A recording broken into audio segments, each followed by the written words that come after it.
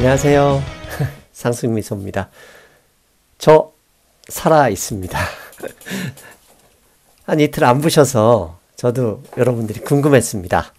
네, 건강한 모습으로 돌아왔습니다. 내일 모레면 입춘이죠? 입춘. 입춘은 봄이 오는 계절이기도 하는데요.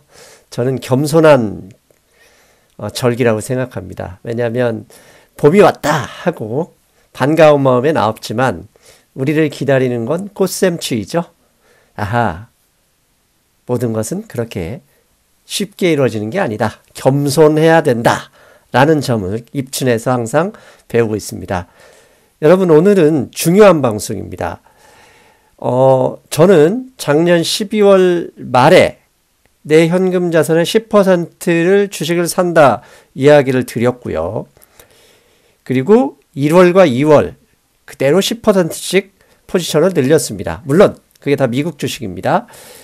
그리고 2주 전에 중국 주식의 상승을 기대하라 라는 방송 기억하시죠? 혹시 안 보신 분들은 꼭 보시고 이 방송을 보시면 도움이 됩니다. 그런데 오늘은요, 중국 주식시장의 문제가 아니라 중국의 경기 부양책, 내수 중심의 경제 성장 정책이 글로벌, 요즘 사실 글로벌 유럽도 그렇고요. 미국의 기업의 순이익률까지 하락하는 이 시점에서 글로벌 경제 성장을 중국이 이끌어낼 수도 있다. 이렇게 생각하기도 했습니다. 지금부터는 왜 그렇게 생각했는지에 대해서 하나씩 제 의견을 밝히도록 하겠습니다. 좀 길더라도 꼭 보셔야 됩니다. 아셨죠? 오늘 방송 시작하기 전에요. 제가 책을 새로 한 권 냈습니다. 이 책 월급쟁이 부자들이란 제목인데요. 2014년, 5년 전에 이미 냈었던 책인데 일부를 개정해서 개정판을 발간했습니다. 지난주에 이미 교보문고의 새 책, 새로 나온 책 코너에 소개되기도 했었는데요. 월요일부터 교보문고, 예스24, 그 다음에 교보문고 오프라인 서점에서 만나실 수 있습니다. 굳이 제가 개정판을 낸 이유는요. 저 이 책이 정말 좋습니다. 제가 쓴 책임에도 불구하고요. 돈에 대한 생각, 그 다음에 돈을 모으고 싶은 우리 젊은 친구들, 그 다음에 부자가 되고 싶은 사람들까지 모두에게 꼭 전하고 싶었던 이야기거든요. 제 책이라 소개드리는 것도 맞지만 한 분 한 분 읽어보신 분들이 정말 도움을 받았다. 이렇게 말씀을 하실 정도의 책이기 때문에 광고합니다. 여러분, 방송 중간에는 사지 마시고요. 방송 끝나자마자 첫 번째 댓글 달기 전에 교보문고나 예스24에서 주문하는 거 약속하실 거죠? 네. 자, 오늘 글로벌 경제 회복, 그 중심에 중국에 있다. 방송 갑니다.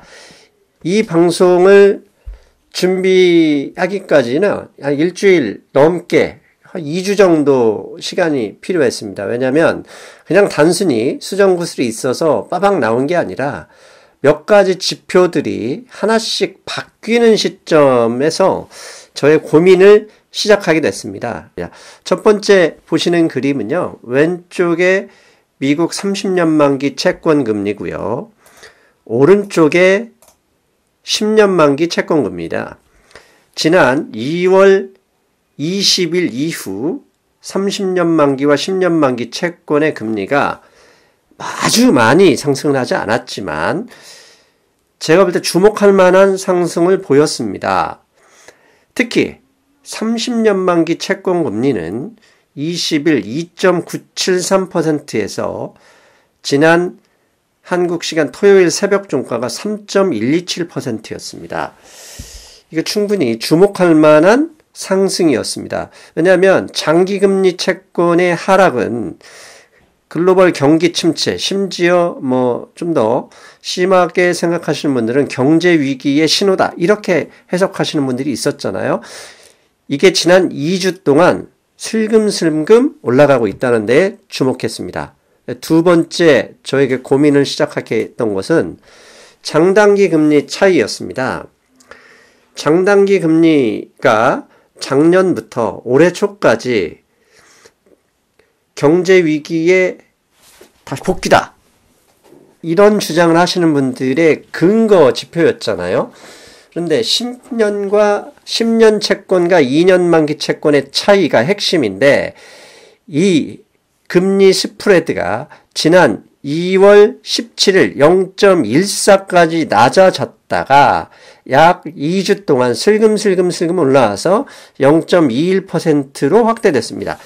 아주 미미한 차이죠. 불과 1년 전만 해도 저 차이가 1% 가까이 났었지만 0.21% 가지고는 사실 추세가 바뀌었다라고 얘기할 수는 없습니다. 하지만 지난 2주간 앞서서 말씀드린 장기 채권 금리의 상승과 더불어 주목할 만한 포인트는 저는 분명하다 생각합니다.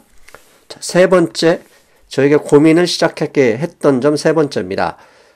지금 보시는 그림인 쿠퍼입니다. 구리입니다.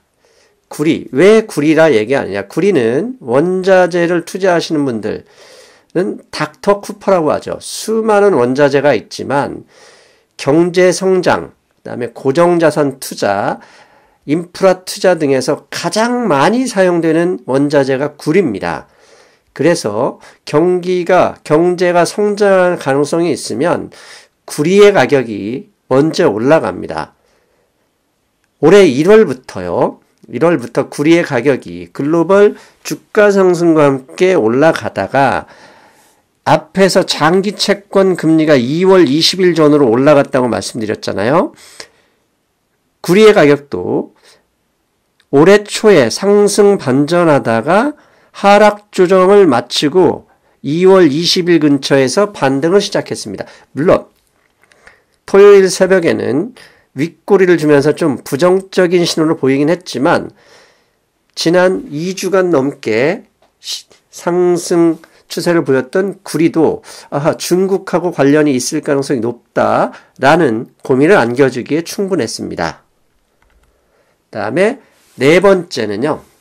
저에게 고민을 안겨준 네 번째 이유는 이게 신문기사에서 나왔던 겁니다. 지금 보시는 그림이요. 이머징 국가에서 외국인들, 서방 국가들이겠죠. 외국인들이 채권이나 주식에 투자하는 흐름을 보여주는 건데요. 지금 위에 빨간 박스를 보시면 파란색이 이머징 에쿼티입니다. 이머징 주식인데요. 엑스차이나입니다. 엑스차이나. 그러니까 파란색 부분이 중국을 제외한 이머징 국가들의 외국인 주식 투자 금액이고요. 분홍색은 차이나 에쿼티입니다. 중국 주식에 투자한 금액이죠. 그 다음에 빨간색은 왼쪽에 빨간색 보면은요. 중국을 제외한 EM 채권입니다. 자, 오른쪽 이제 점선 빨간 박스를 보시면 아시겠지만 분홍색의 수준이요. 지난 6년간 그 어떤 시기보다 많았습니다. 즉 분홍색이 뭐였죠? 중국의 주식이었어요. 서방 국가들의 투자가 외국인 투자가가 지난 올해 초에 들어와서 저렇게 급격하게 중국 주식에 투자를 하고 있다는 얘기입니다. 이게 이미 앞선 방송에서도 이거 몇 번 말씀을 드렸죠. 이렇게 굳이 꼽자면 네 가지의 지표가 이거 뭔가 지금까지의 글로벌 경제와는 다른 흐름을 보이는 암시일 수도 있겠다. 이렇게 생각을 했습니다. 물론 이 고민을 완성시키는 필요 조건이 있습니다. 여러분도 아시고 저도 당연히 이 얘기를 할 줄 알고 계셨으리라 생각합니다. 뭐냐면 미국과 중국의 무역협상 타결입니다. 이게 없어서는 당연히 앞의 지표들도 바로 꺾이게 되겠죠. 저렇게 앞의 지표들이 말씀드린 것처럼 긍정적인 신호를 보여주는 것은 결국은 미국과 중국의 무역협상 타결 가능성이 높기 때문인 거죠. 그런데 이 타결 내용 중에 핵심은 저는 밑에 있는 걸 보세요. 이게 뉴스핀 기사에서 나왔고 블룸버그에서도 이 내용이 나왔습니다. 뭐냐면 여러 가지 MOU를 하든 타결 가능성이 있는데 그 중에 핵심 내용 중에 하나가 중국이 앞으로 6년에 걸쳐 미국산 제품을 1조 2천억 달러 구매를 확대하는 방안을 제시했다고 합니다. 그러면 6년간 1조 2천억 달러라는 얘기는 연간 2천억 달러의 규모의 수입을 확대한다는 얘기입니다. 즉 현재 상황에서 6년 동안 1조 2천억 달러를 수입한다는 얘기는 외환보유고가 저만큼 줄어들 수도 있다는 것을 의미하거든요. 상당히 미국에게는 중요한 얘기고요. 중국도 마찬가지입니다. 즉 저게 더 크게 생각하면 그거죠. 미국아, 나 수출로 돈 버는 방법 이제 포기할게. 그냥 가지고 있는 외환보유고 털어가지고 저 돈 수입 많이 해서 나 내수 확장할 테니까 나 좀 봐줘. 그러니까 우리 타결하자. 저는 이렇게 해석하고 있습니다. 그래서 저게 필요 조건입니다. 만약에 제 예상 방송을 한 다음에 미국과 중국이 협상이 깨져서 아니다 그러면 이 방송 자체는 의미가 없다. 그렇게 생각하셔도 됩니다. 중요한 거 이제 연간 2천억 달러의 수입을 확대하겠다는 의미를 GDP 산출 공식에서 먼저 찾아봐야 됩니다. 자, GDP를 계산하는 공식은요. 이미 제 방송을 오랫동안 들어보신 분들은 암기하고 계시죠? 네, 가계 소비 플러스 기업 투자 플러스 정부 지출 플러스 수출 마이너스 수입, 즉 무역 흑자입니다. 즉 무역 흑자가 나면 GDP의 플러스고 무역 흑자가 적자가 되면 GDP의 마이너스죠. 그런데 수출 마이너스 수입 연간 2천억 달러의 흑자를 줄이든지 적자를 확대하는 2천억 달러를 돈 쓰겠다는 얘기는 GDP의 축소를 의미한 수출을 통해서 GDP 성장을 목표로 했던 정책을 최소한 둔화하거나 아니면 포기하겠다는 의미입니다. 그렇다면 중국은 여러분 성장해야 되는 나라입니다. 성장을 멈춰버리면 농민공이나 여러 가지 문제가 확대되잖아요. 그러면 성장, 수출과 수입에서 수출에서 수입을 확대하면 저 빨간 박스만큼에서 성장이 줄어들 거죠. 그러면 저기에서 줄어든 것을 이 가계소비나 기업투자, 정부 지출에서 플러스 만들어야 됩니다. 그러면 쓸데없이 가계나 기업이 먼저 투자하지 않죠. 당연히 정부가 돈을 더 풀어서 내수 부양을 하겠다. 그런 의미로 보시면 됩니다. 그런데요. 정부의 지출, 재정 지출만으로 GDP가 성장하기는 한계가 있습니다. 정부의 지출과 저렇게 지출된 돈이 부동산이든 주식 등에서 활발하게 가격 상승을 일으켜 자산 효과를 낼 수 있어야 됩니다. 그럼 자산 효과를 내려면 여러분 배우셨잖아요. 통화량이 확대돼야 되죠. 그럼 정부는 재정 지출뿐만 아니라 통화 정책을 확장적으로 유지하겠다. 그걸 미국한테 아예 공식적으로 인정해 달라는 거죠. 그러니 우리 협상하고 합의하고 우리가 니네 2천억 달러 사줄 테니까 이제 그만 사인하자. 저는 그렇게 보고 있습니다. 즉 미국 기업의 매출 확대. 이것은 중국의 내수뿐만 아니죠. 미국 기업의 최근 1분기 이후에 수익이 줄어들 것이라고 이미 예상하고 있는 미국 기업의 매출 확대의 플러스고요. 미국 기업이 자신의 나라에서 모든 부품을 소싱해서 제품을 만들지 않죠. 당연히 이머징 국가로부터 부품을 수입해서 조립해서 수출하는 거지 않습니까? 그러면 중국의 내수 부양, 미국 기업의 수입 확대. 이것은 곧 이머징 경제 성장의 기회가 되는 거죠. 상당히 아주 이게 앞으로 세계 경제, 글로벌 경기 침체의 가능성에서 경제 성장 가능성으로 바뀔 수 있는 중요한 변수가 되고 있다. 저는 그렇게 추정합니다. 그렇다면 진짜 이게 무슨 얘기냐? 중국이 수입을 확대하는 것만으로 경제가 성장할 수 있느냐? 그걸 알아봐야 되겠죠. 그래서 중국 경제에 대한 이해에 대해서 잠깐 언급하겠습니다. 지난 2015년, 16년부터요, 중국 정부는 딜레버리지 정책을 펼쳐왔습니다. 딜레버리지가 뭡니까? 부채 축소 정책이죠. 실제로 저 시기 2016년에 매년 대출 증가율이 16%였던 대출 증가율이 2018년에는 10.5%로 줄어들었습니다. 당연히 대출이 저렇게 줄어들었으니 중국 GDP에서 차지하는 고정자산 투자 비중이 줄었죠. 고정자산 투자 비중은 2013년에 20%에서 작년에 6%로 하락했습니다. 자, 여러분 배우셨잖아요. 통화량 증가율 축소. 그것은 당연히 고정자산 투자 비중의 축소로 이어지고, 이것은 버블이 있었다면, 만약 자산이나 대출 이런데 부동산에 버블이 있었다면 버블의 축소 정책을 통한 거죠. 왜? 혹시 나중에 위기가 오면 성장 여력이 없으면 중국이 무너질 수 있으니 지금 현재 세계 경제가 확대될 때 그런 여력을 만들어 놓자. 이게 중국 정부의 정책이었어요. 그리고 메이드 인 차이나 2025 전략, 산업 구조의 기술 집약적 산업화잖아요. 그쪽으로 가기 위해서는 중국 경제의 좀비가 되고 있는 한계 기업을 정리해야 된다. 이렇게 결국 지난 2016년부터 이 정책을 펼쳐왔었는데, 문제는 잘 되고 있는데 미국과의 무역 분쟁이 터져버린 거죠, 작년에. 그러다 보니까 어떻게 됩니까? 한계 기업, 지금 수출 기업도 힘드는데 한계 기업마저 정리되고 고정자산 투자 비율까지 낮춰지니 중국 경제가 급속도로 생각보다 더 많이 위축돼 버린 거죠. 그러다 보니까 중국 정부가 딜레버리지 정책이 아니라 레버리지 정책으로 복귀를 해버렸습니다. 그의 첫 번째 정책이 지난 1년 동안 5회에 걸친 지준율 인하. 그 다음에 지난번 제가 중국 주식 상승을 기대한다는 방송에서 언급했죠.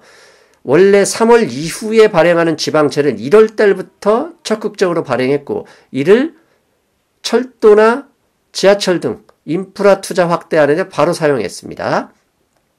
그리고 두 번째, 앞에서 잠깐 언급했죠. 이런 상황에서 미국이 계속 너무 많은 무역 흑자, 대미 무역 흑자가 무려 3,700억 달러잖아요. 그러니까 너무 크니까 미국이 계속 그것 때문에 시비를 거니까, 오케이, 우리 같이 살자. 대신 2천억 달러, 매년 2천억 달러 우리가 수입 더 할게.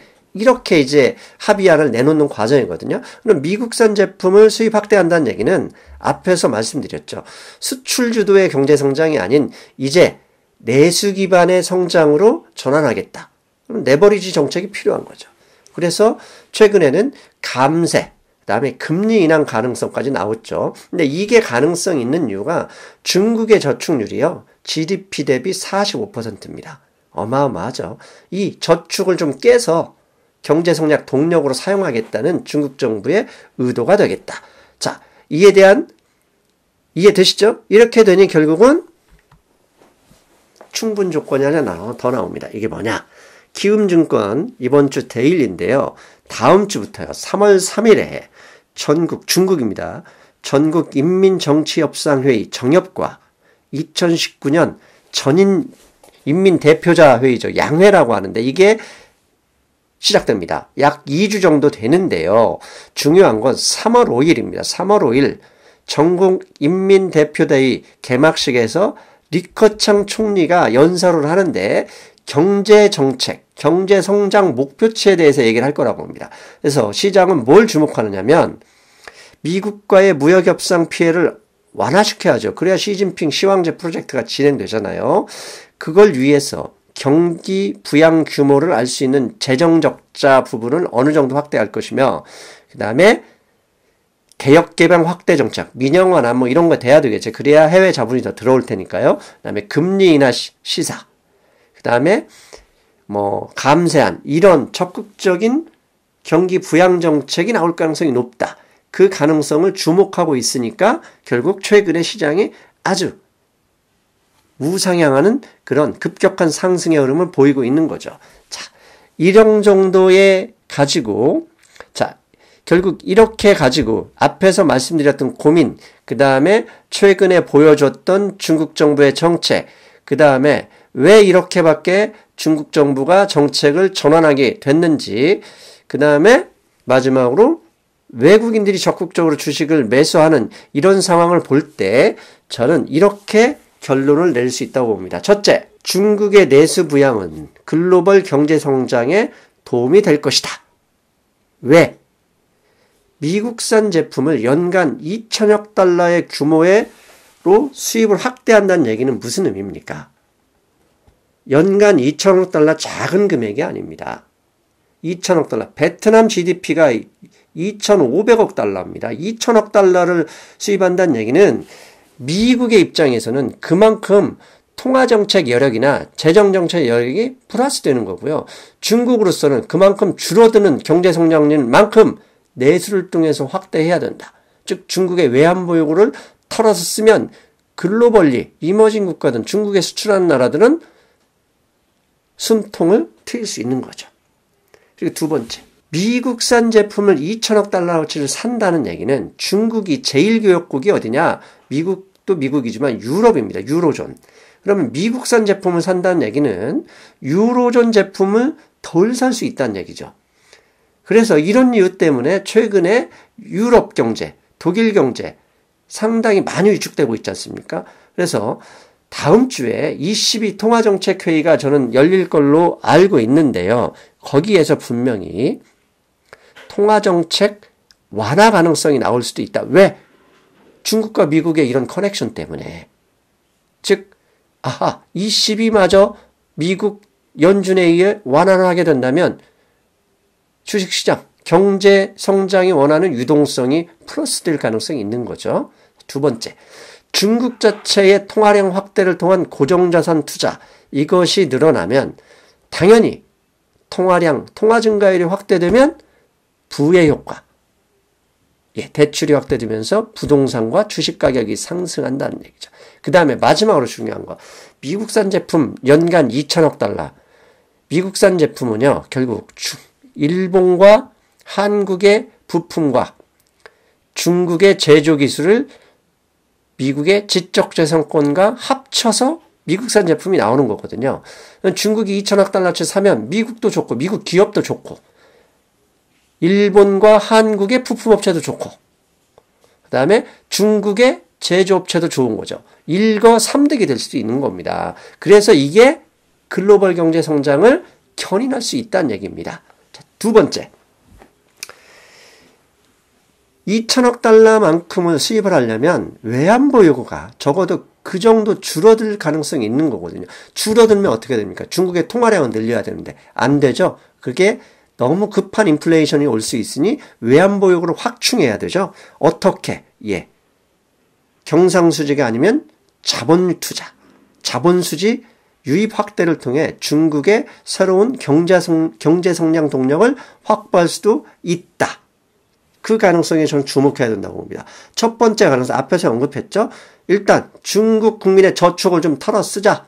그 돈 저축하지 말고 어디로? 부동산으로, 주식으로 들어와야 된다. 그래야 소비가 확대되니까 버블이 어느 정도 생성될 가능성이 있는 거죠. 두 번째, 중국의, 뒤에서 보여드리겠지만 중국의 부채 비율은, 국가 부채 비율은 그렇게 높지 않습니다. 특히 해외 자본을 통해서 해외 자본한테 발행한 채권은 전체 채권의 8%에 지나지 않습니다. 즉, 이 채권 발행을 좀 더 늘리면 해외 자금이 유입될 수 있고 그만큼 외환보 요구를 쌓을 수 있는 거죠.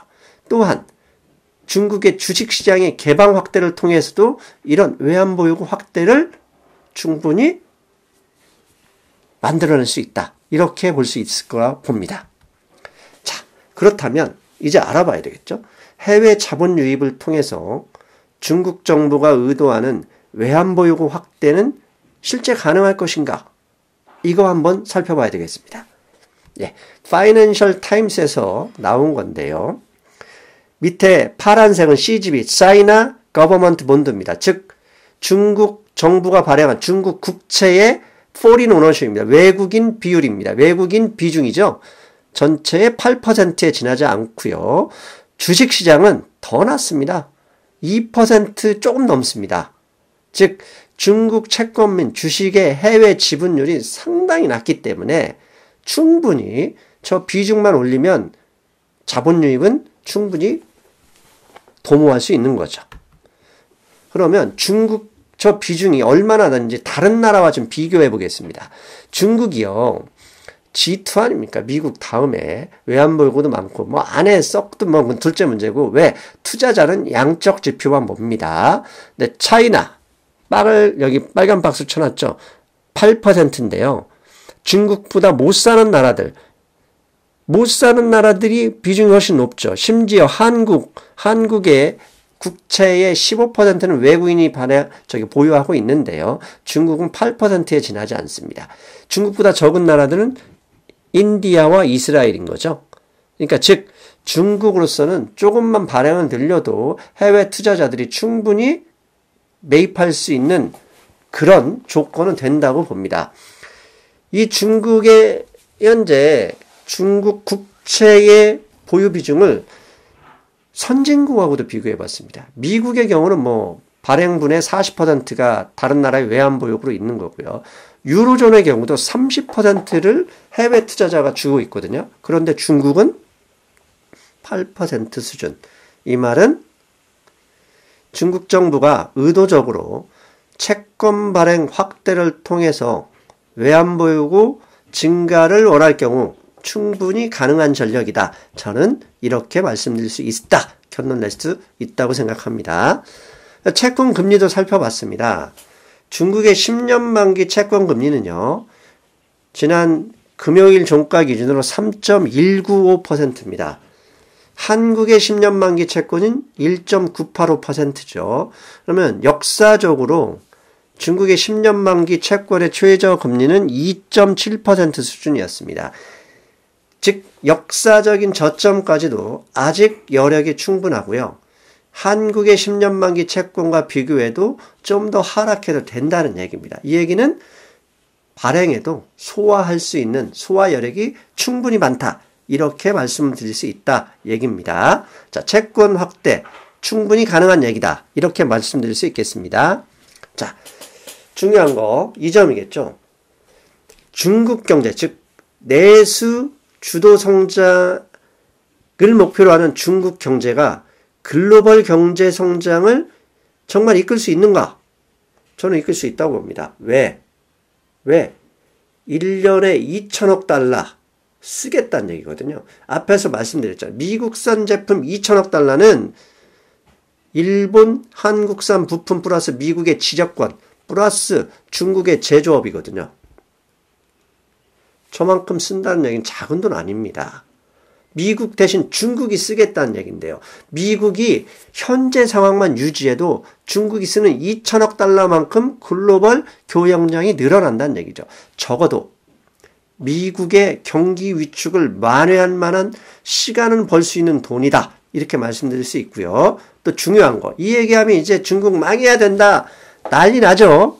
여러분, 자본은요. 국경이나 이념, 자비, 인정, 도덕 이런 거 가리지 않습니다. 오로지 수익만을 원합니다. 글로벌 스마트 머니가 미국 주식에서 환율에서 더 이상 수익 낼 곳이 없다면 필요한 것은 수익 낼 곳입니다. 그게 중국이든 소련이든 가리지 않는데 가장 첫 번째 목적지가 중국일 수도 있다. 그렇게 저는 해석해야 된다고 말씀드리는 겁니다. 최근 금 가격이 좀 이상합니다. 금 가격은요. 작년 12월 FOMC 이후로 지속적으로 올라가고 있죠. 왜냐? 1월 5일 파웰 의장의 발언과 1월 FOMC에서 통화 매파적인 정책이 물러나고 금리 인하 가능성에 양적 긴축이죠. 양적 완화 축소하는 양적 긴축 자체도 없앨 가능성을 이야기했기 때문입니다. 돈이 많이 늘어나면 진짜 돈인 금 가격이 올라갈 수 있는 거거든요. 그런데 지난주 수요일 파웰 의장이 의회에서 발언을 했죠. 양적 완화 축소, 양적 긴축 정책을 중단할 가능성에 대해서 얘기했는데 그때부터 오히려 금 가격은 빠집니다. 왜 빠질까? 통화정책이 매파가 아니라 더비슈로 바뀌는데 금값은 왜 빠질까?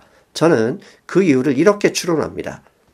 첫째, 미국과 중국의 무역 협상이 잘 끝날 것이고 앞에서 제가 말씀드린 것처럼 2천억 달러 이상의 중국이 미국산 제품을 수입해주면 미국이 지난 몇 개월 동안 걱정했던 경기 위축 가능성에서 조금은 벗어날 수 있다.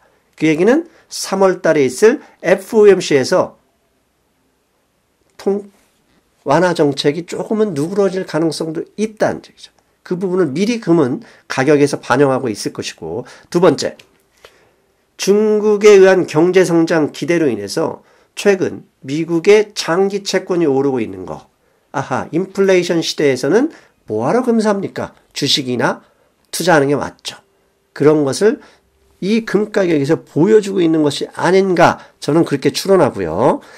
그래서 찾아봤더니 스마트머니는 항상 먼저 움직이죠. 그런데 지난 연말부터 이 스마트머니들이 상당히 큰 돈을 중국 시장에 넣고 있다.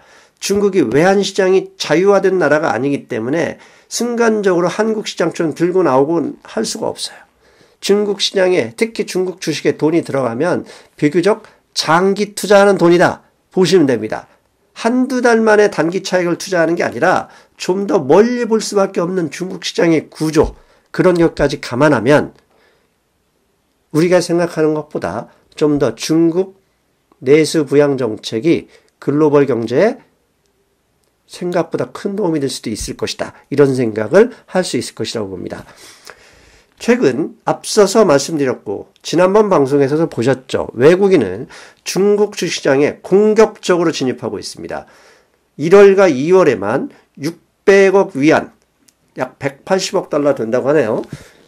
2달 연속 600억 위안의 주식을 사들였습니다.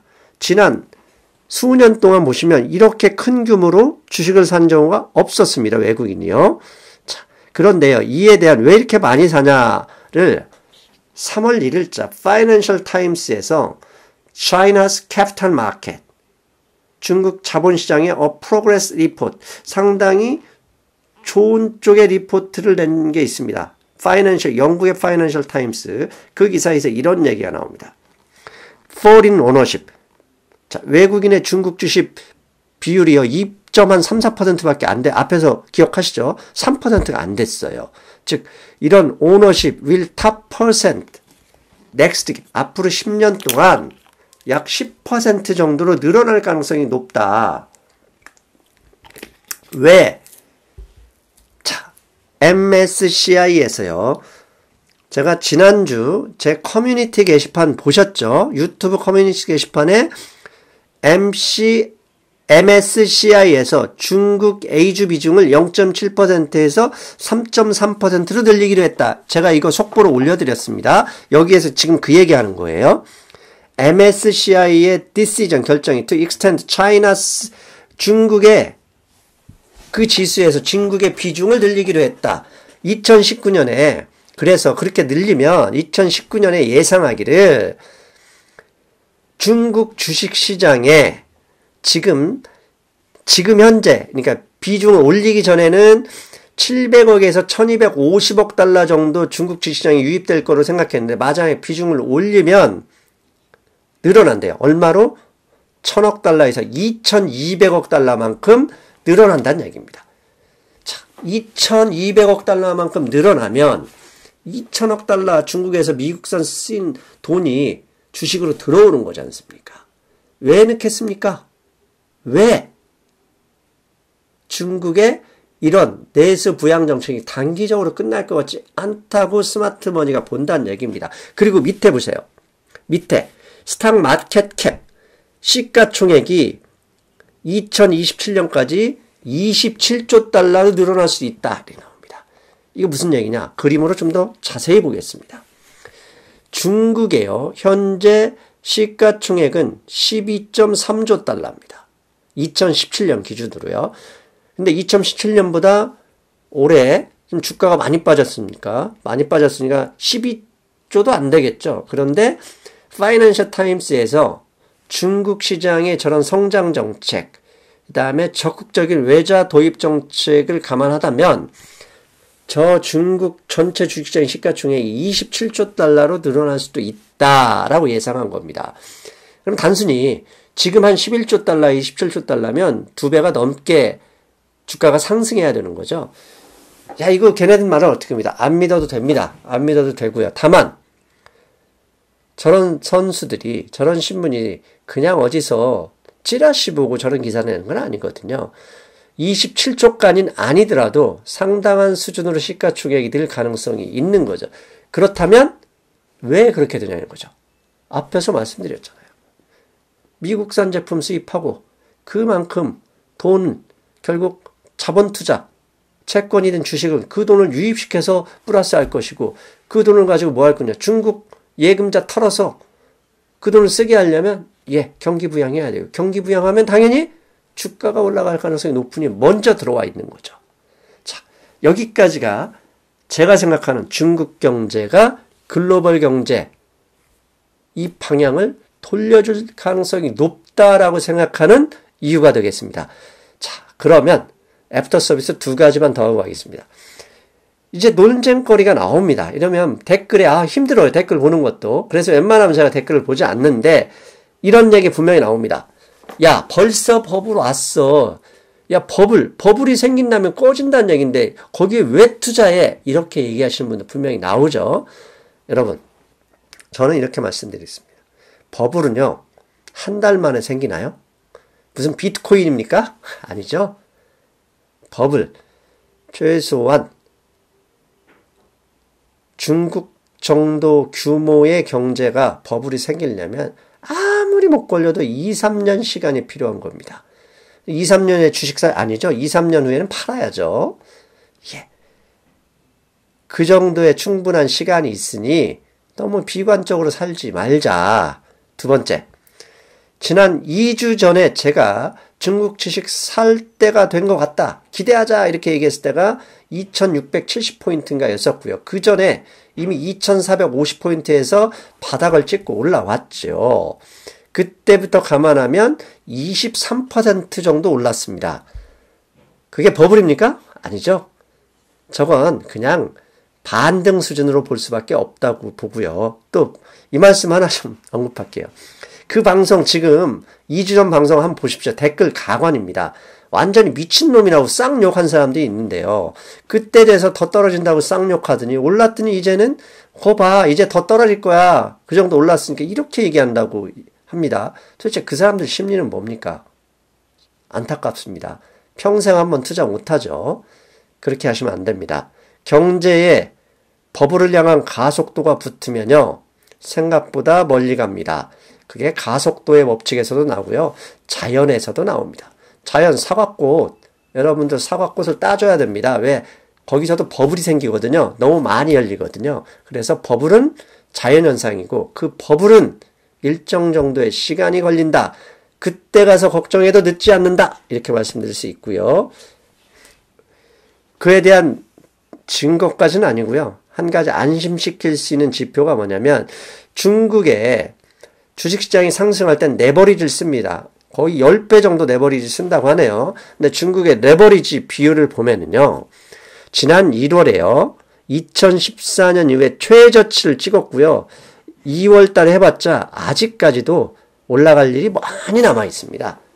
외국인들이 집중적으로 투자하고 있는 상황에서 내국인들도 아직 갈피를 못 잡고 있는 거죠. 제가 볼 때 외국인들 투자는요. 많은 부분이 중국 공산당 정치 지도자들의 돈도 분명히 섞여 있을 수 있다. 저는 그렇게 봅니다. 왜? 걔네들이 정보 주지 않고 외국인들이 미친듯이 사겠습니까? 중국이 어떤 나라입니까? 아파트 한 동씩 사는 그런 비리 집단 아닙니까? 충분히 개연성 높다. 두 번째 논쟁거리입니다. MSCI에서 중국 A주의 비중이 확대되면 그만큼 한국이 손해를 보는 거 아니냐. 한국 주식을 결국 지금 중국 때문에 팔아야 되는 거 아닌가. 이렇게 말씀하시는 분들이 있습니다. 자, 그분들에게도 한 말씀 드리겠습니다. 이머징 마켓 인덱스, 이머징 인덱스에서요. 이머징 마켓이 중국과 한국만 있을 경우, 두 나라만 있을 경우는 당연히 그렇게 생각하는 게 맞습니다. 하지만 이머징 국가는 중국 말고도요. 한국 말고도 인도, 브라질, 러시아, 필리핀 등등까지 엄청 많은 나라가 있습니다. 아셨죠? 그렇기 때문에 반드시 그 비중을 한국에서 줄인다고는 말할 수는 없습니다. 그리고 저는 오히려 중국 비중을 확대하면 한국 비중을 더 늘릴 가능성이 높다고 봅니다. 왜? 중국 경제가 확장될 때 가장 영향을 많이 받는 이머징 국가는 어디다? 어디입니까, 여러분? 빨리 답해 주세요. 한국이죠. 한국입니다. 중국 비중을 확대한다면 왜 확대하겠습니까? 중국 경제 성장 가능성이 있기 때문에 확대하는 거고, 그 성장 가능성에 가장 큰 영향을 받는 나라가 대한민국이라고 이미 다 알고 있는데 당연히 삼성전자 비중을 같이 높이게 될 것이다. 저는 그렇게 말씀드리겠습니다. 실제 그런가요? 블룸버그에서 지난주에요. 중국의 경제 상황을 어느 정도까지 회복되는지 보면서요. 이런 얘기를 했습니다. 밑에요. 여러 가지 있어요. 메이저 온쇼어 스탁, 영내 주식, 키 자산주, 아이런 오어. 왜냐하면 경기 부양하면 철광석 필요하지 않습니까? 철광석, 쿠퍼 나옵니다. 앞에서 제가 쿠퍼 얘기했죠. 쿠퍼 프라이스. 그 다음에 내수류에서는 스몰러, 이 소기업들이 일어나는 그 밑에 뭡니까? 사우스 코리아 엑스포스입니다. 이게 뭡니까? 중국이 성장하는 과정에 반드시 필요한 게 한국에서 수입을 한다는 얘기입니다. 그런데 아직 갈 길이 멀죠. 전체는 오른쪽에 있는데 아직 갈 길이 멉니다. 더 갈 거라 이미 블룸버그도 보고 있다는 얘기입니다. 그런데요, 바보 멍충이가 아닌 이상 중국 경제가 성장할 거라고 판단해서 중국 주식에 배팅하는데 한국 주식을 팔겠습니까? 아니죠. 그런 바보는 없습니다. 자, 마지막으로 한 말씀 드리겠습니다. 지난번 유럽 경제에서 얻은 우리가 지혜, 거기서 나왔던 얘기인데요. 미국과 트레이드 디버전이라는 얘기 뭐냐면 미국과 중국의 무역 분쟁으로 해서 가장 많이 손해볼 나라 1번이 EU, 2번 멕시코, 3번 재팬, 4번 캐나다, 5번이 사우스 코리아입니다. 이 중에 이머징 국가는 사우스 코리아밖에 없습니다. 멕시코는 이머징도 껴주지 않습니다. 아시죠? 멕시코는 이머징도 껴주지 않고요. 가장 타격을 본 회사가 나라가 사우스 코리아고, 그러면 반대로 타결이 되면 가장 큰 이익은 한국이죠. 그런데 한국 주식을 팔고 중국을 매입? 말도 안 되죠. 마지막으로 보너스. 맨 밑에 베트남이 있습니다. 미국과 중국의 무역 분쟁이 해소되면 지금까지 약간은 덜 상승했던 베트남도 추가적인 상승 동력을 얻게 될 가능성이 높다. 이렇게 말씀드릴 수 있겠습니다. 자, 오늘 여러분 쉼없이 달려왔습니다. 좀 길지만 충분히 들을 만한 가치가 있다고 생각이 됩니다. 2번씩 들으셔도 됐고요. 3번 들으셔도 됐습니다. 그리고 방송이 끝나자마자 월급쟁이 부자들 주문하시는 거 아시죠? 감사합니다. 여러분의 활기찬 한 주를 기원하겠습니다. 여러분 안녕.